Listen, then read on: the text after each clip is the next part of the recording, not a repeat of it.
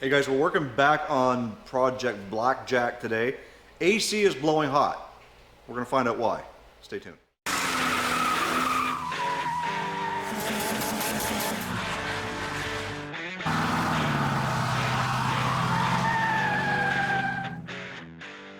So a common thing on Panther platforms when the AC starts blowing hot, well, we'll get to that.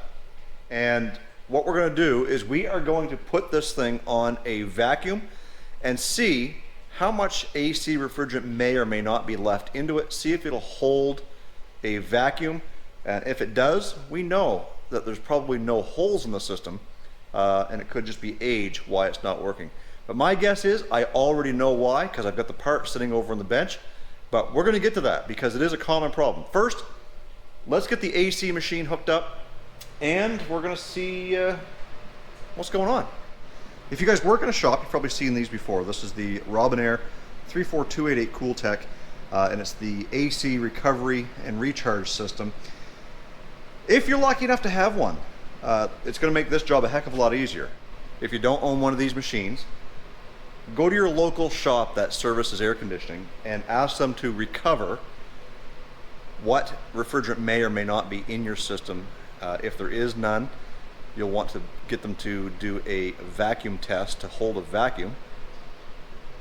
So if it does hold a vacuum, you're good. If any refrigerant comes out, you're probably good, because obviously everything's under pressure. If there's anything in there at all and there's a leak, it will leak out.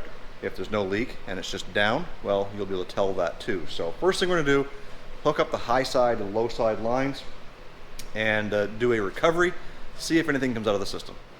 So on these Panthers, the high side is right up front here by your antifreeze reservoir. And the low side is over here.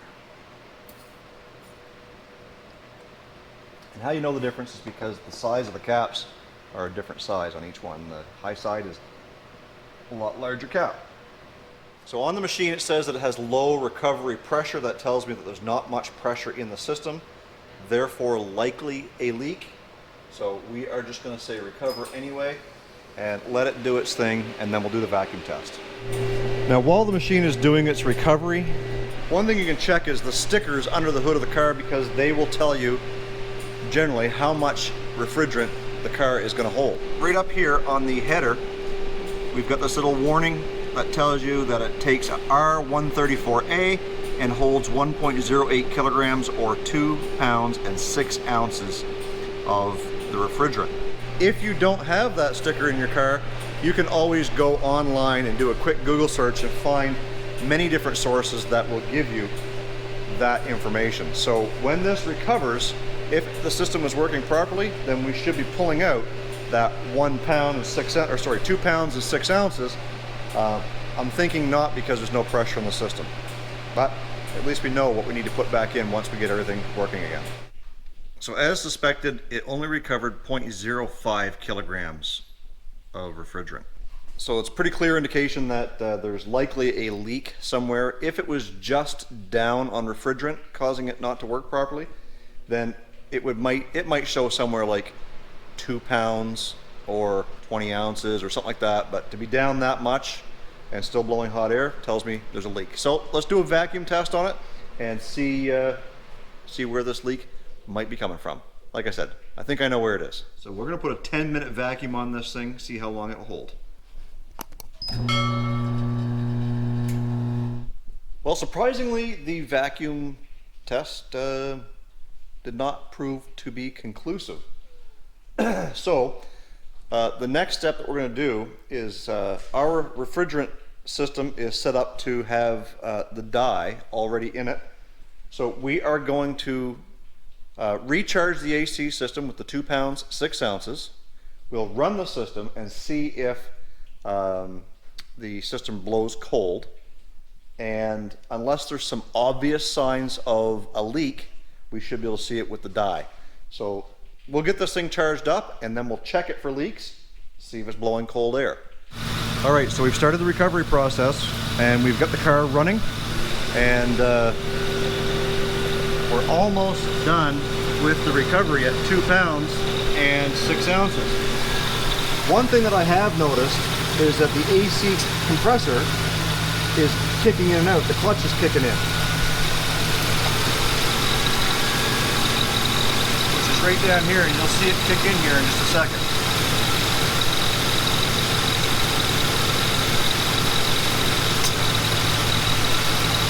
Now that tells me that there's enough refrigerant now in the system that it should be blowing cold air. So let's take a look. Yeah, she's blowing ice cold there right now.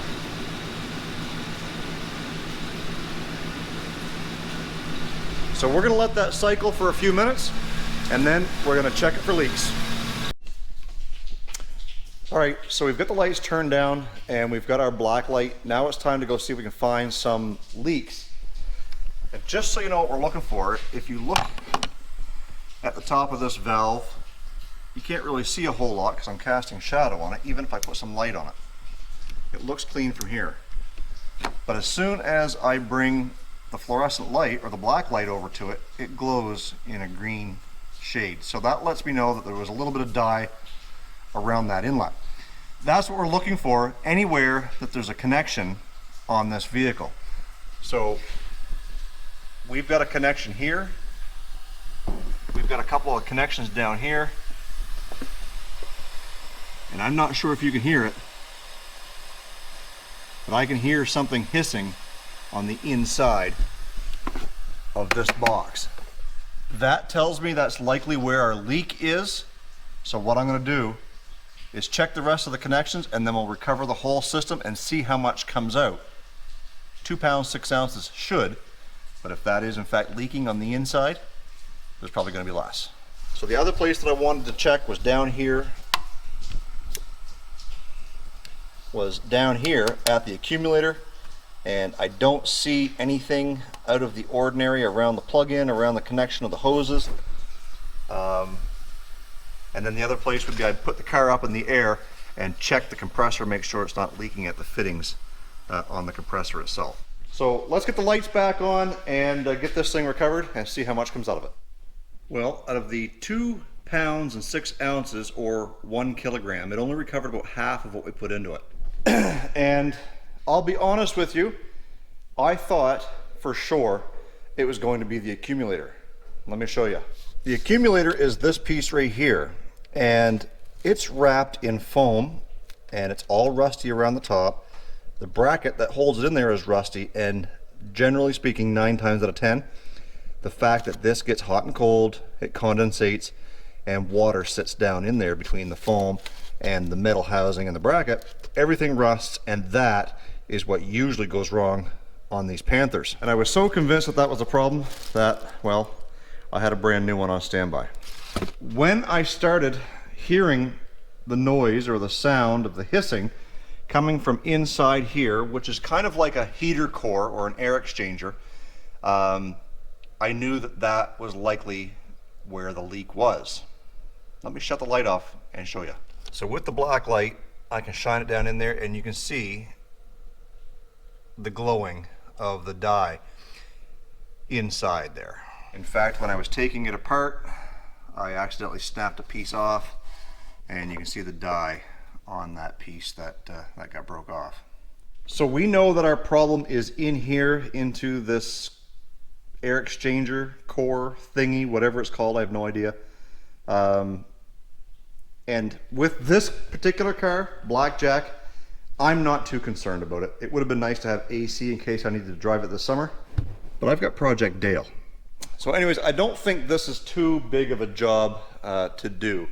One thing I have found out is right here where I've got the screwdriver pried in there against it, this is all sealed up, and your air blows through that and gives you your cold air when that gets cold. By the looks of things, it's held together with a bunch of 8mm screws the whole way around, and then it's fastened to the firewall.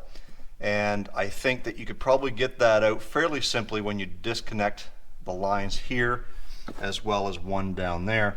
I don't think it's that bad of a job to fix. So, but on Blackjack, I'm not going to bother. I won't be driving it much this summer anyway. But what I find strange is that when we did our vacuum test, it held for 10 minutes and the pressure never dropped. And maybe I was reading the gauge wrong, but as soon as we put it under pressure,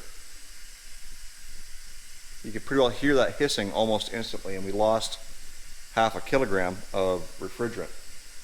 We know where it went. It basically went inside that box, and but we do know the rest of the system is working, because when it was full of refrigerant, it was blowing plenty of cold air inside the cabin of the car. So, so I had to go look up what that part was called. It's called an evaporator core. Anyways, you guys are probably screaming at me. They run about $100 my cost, and that's in Canadian dollars, so probably in the US you can probably find those fairly inexpensively new, maybe 60, 70 bucks. Again, doesn't look like it's a terrible job to change, but make sure that when you do it, if there's any O-rings to be changed with it, like where this pipe fits inside this one, there's one down there, you want to be changing those out as well.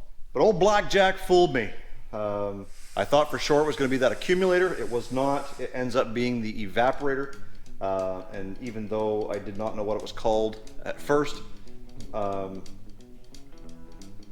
it just slipped my mind, I guess.